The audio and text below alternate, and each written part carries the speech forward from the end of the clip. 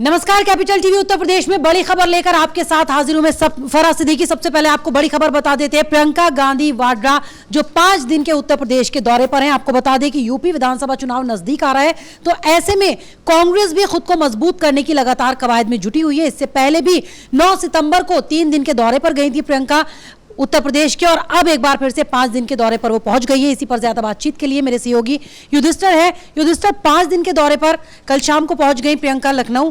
क्या कुछ करने वाली है? क्या लगता है कि कुछ जोश भर पाएंगी कार्यकर्ताओं में? देखिए, जैसे ही चुनाव आते हैं, ये कांग्रेस पार्टी के जो कुछ बड़े नेता हैं उनका ये आलम है कि वो 5 साल तो अंदर रहते हैं, एसी में सोते हैं आराम से, और विदेशी दौरा करते हैं, वहीं से ट्विटर पर जाकर के ट्वीट कर देते हैं, फेसबुक पर जाकर पोस्ट लंबी सी डाल देते हैं, और झूठी झूठी मनगढ़ंत जो कहानियां हैं उनको गढ़ के पोस्ट करते रहते हैं, और उसके बाद पोल भी खुल जाती है। कई ऐसी वायरल तस्वीरें आई थी सामने, चाहे किसानों के नाम पर इन्होंने जो प्रोपेगेंडा चलाया हो या वो हो, या कई ऐसी तस्वीरें सीए के दौरान इन्होंने हिंसा उपद्रव हुआ था उस वक्त भी इन्होंने खूब मजे लिए थे।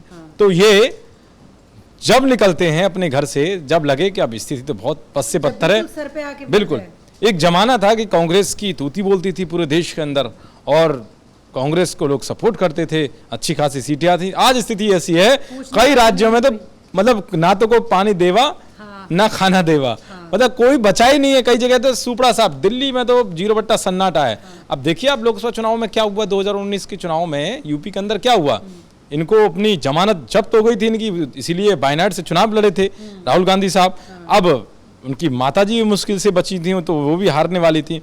तो अब प्रियंका गांधी का भी जो दौरा है, वहां जाके बता रहे हैं कि जो है बैठकें करेंगी और जोश भरेंगी। लेकिन ये भी देखना होगा प्रियंका गांधी को कि जो लगातार 5 साल से कांग्रेस के अंदर उत्तर प्रदेश में कलह चल रही थी, आपस में नेता झगड़ रहे थे, खुद कोई नहीं पहुंचता है, वो कोई नहीं। अभी ये सोच रही है कि हम जाएंगे वहां पर उनसे बात करें, लेकिन नहीं, कहते हैं कि जो क्षेत्रीय लेवल पर स्थितियां हैं, जो उनकी समस्याएं आपस में नेताओं के जो द्वंद्व हैं, वो ऐसे नहीं हटेंगे, वो कहीं ना कहीं फैसले लेकर हटेंगे। प्रियंका को कहाँ पता है, प्रियंका सिर्फ और सिर्फ वो जो है उनसे ठीक तरह से राजनीति करनी नहीं आती। अभी जो है वो इस तरीके से कहते हैं कि भैया वो प्रोजेक्ट कर रहे हैं, कुछ कह रहे हैं कांग्रेसी कहते हैं कि भैया मुख्यमंत्री के लिए पेश किया जाए, लेकिन कुछ कांग्रेसी ऐसे भी हैं जो प्रियंका को दबाने की कोशिश करते हैं कि नहीं साहब इसको मत लाओ आगे, और कई ऐसे हैं कि भाई इसको मुख्यमंत्री का चेहरा। सबसे बड़ा सवाल यह है कि कांग्रेस कहीं दूर दूर तक नजर नहीं आ रही है, तो ऐसे में कांग्रेस के नेता सलमान खुर्शीद की बात करें तो बोलते हैं कि प्रियंका के नेतृत्व में चुनाव लड़ेंगे, मुख्यमंत्री के तौर पर नाम भी उनका नहीं लिया जा रहा, उनके नेतृत्व में चुनाव भी लड़ा जाएगा। क्या उनको आगे करके ही नहीं ये लग रहा है कि कांग्रेस कुछ कर पाएगी? क्योंकि जिस तरह से हमने देखे दौरे से पहले वो बड़े बड़े पोस्टर्स लगा दिए गए थे, शेरनी टाइप इस टाइप, क्या कुछ लग रहा है कुछ होगा? अब इन्होंने कहा है कि परिवर्तन का संकल्प, कांग्रेस ही एक विकल्प, ये उत्तर प्रदेश के अंदर उन्होंने निकाला है। तो मैं ये नहीं कह रहा कि वाकई दोनों में अगर कंपेयर किया जाए राहुल गांधी और प्रियंका गांधी में, तो प्रियंका गांधी शायद अच्छी तरह से ज़्यादा मतलब राजनीति से संबंधित चीज़ें जानती हैं, लेकिन लोग उन्हें भी राहुल गांधी से जोड़ के देखते हैं, क्योंकि वो कई जगह ऐसी चीज़ें कर चुकी हैं रैली के दौरान भी। तो मतलब ये है कि इस तरीके की इनके अंदर एक जिज्ञासा कहें या फिर काम करने की जो शक्ति है वो नहीं है, जैसे बीजेपी और पार्टियों के अंदर है। पार्टियों के नेता, आप बीजेपी के अंदर देखो, कोई भी कलह अगर शुरू होती है तो कैसे भी जो बड़े बड़े उनके नेता हैं, आला कमानधारी हैं, वो उसको सुलझा लेते हैं। अब देखिए पंजाब के अंदर क्या हुआ, जो अच्छा नेता उसको उन्होंने लात मार के भगा दिया, साइड कर दिया, और जो सिद्धू जैसे जो कोई नहीं पूछ रहा था उनको आगे रख दिया। तो कांग्रेस को पता नहीं है कि करें तो करें क्या। अब देखिए कन्हैया कुमार को वो ज्वाइन करा रहे हैं बीजेपी, वो सॉरी कांग्रेस। तो मतलब ये है कि उन नेताओं को ये हवा देते हैं जो या तो देश के खिलाफ टुकड़े टुकड़े गैंग का इस्तेमाल करते हैं। तो इस तरह की चीजें। तो प्रियंका गांधी गई हैं अब लखनऊ के दौरे पर, 5 दिन आपने बताया, तो मुझे लगता है कि वो इस तरीके से कलह तो शांत नहीं कर पाएंगे। और दूसरी बात मैं बता दूं, अब क्या है, कांग्रेस की एक रणनीति उत्तर प्रदेश के अंदर है, वो ये है कि वो केरल मॉडल पर इस बार चुनाव लड़ना चाहते हैं। वो क्या है वो भी समझ लीजिए। दरअसल हुआ क्या, जब लोकसभा चुनाव हुए तो वहां पर 50% युवाओं को जगह दी गई, जो 50 साल से नीचे थे, तो उनको टिकट दिया गया। मतलब कांग्रेस ने दिखाने की कोशिश की हम युवाओं को आगे बढ़ाते हैं। लेकिन कांग्रेस पार्टी उत्तर प्रदेश के अंदर एक किसी वर्ग को साधने में नाकाम रही है। जैसे होता है ना कि बीजेपी चाहे वो ब्राह्मणों को साधने में हो चाहे ठाकुरों को, उन्होंने साधा है, ये सबको पता है, सपा ने भी साधा है, लेकिन करना पड़ता है ना चुनाव के लिए, सबको अपने पाले में लाना पड़ता है। लेकिन कांग्रेस के जो बड़े नेता है वही छोड़ के जा रहे हैं। जितिन प्रसाद को आप देख लो, उन्होंने योगी कैबिनेट में शपथ ले ली, अपने लोग नहीं मना पा रहे तो क्या कुछ कर पाएंगे? वही तो कह रहे हैं, केरल मॉडल इसी तो फेल हो जाएगा वहां पे, क्योंकि इनके पास कोई विकल्प ऐसा नहीं है जिससे खास वर्ग को साधा जाए। इसीलिए जो इनका टिकट बांटने का फॉर्मूला है केरल मॉडल, वो बिल्कुल गलत साबित होगा। दूसरी बात आपने बताया कि जितिन प्रसाद इतने बड़े नेता थे, कद्दावर नेता थे, और ब्राह्मणों का सबसे बड़ा वोट बैंक कहते हैं कि उनके अंडर में रहता है, तो जाहिर सी बात है बीजेपी ने उनको अपने में उसमें शामिल कराया, तो उसके बाद उसका फायदा भी, और तुरंत उन्होंने इनाम दे दिया उनको कि आप जो है कैबिनेट मंत्री बना दिया। सिंधिया को देखिए, उनको भी जब उन्होंने सरकार चुनाव में भी आएंगे प्रचार करने के लिए सिंधिया। अब सोचिए कि जो सिंधिया और जितिन प्रसाद जैसे नेता, युवा नेता जिनको कहा जाता है, राहुल ब्रिगेड के युवा नेता थे, अब वो कांग्रेस ने उनको जब समझ नहीं पाए उनके कलह, अब वो बीजेपी में शामिल हो गए। जाहिर सी बात है कि कांग्रेस को बड़ा झटका लगा है ये, और जब एक तरफ प्रियंका गांधी होंगी और एक तरफ होंगे जितिन प्रसाद और हमला बोल रहे होंगे एक दूसरे पे, तो दिलचस्प होगी बातें कि सोचिए कांग्रेस के जो बड़े सोचेंगे किस पे यकीन करें। कल तक जितिन प्रसाद कांग्रेस के लिए करते थे, अब वो कांग्रेस को बुरा भला कह के बीजेपी के लिए करेंगे। बिल्कुल बिल्कुल, ये आपने बताया कि जैसे एक तरफ रैली उसकी इनकी चल रही है, एक तरफ उनकी, तो जाहिर सी बात है कि कांग्रेस के अंदर कुछ ऐसी स्थिति नहीं है जिससे वो कलह को शांत कर सके।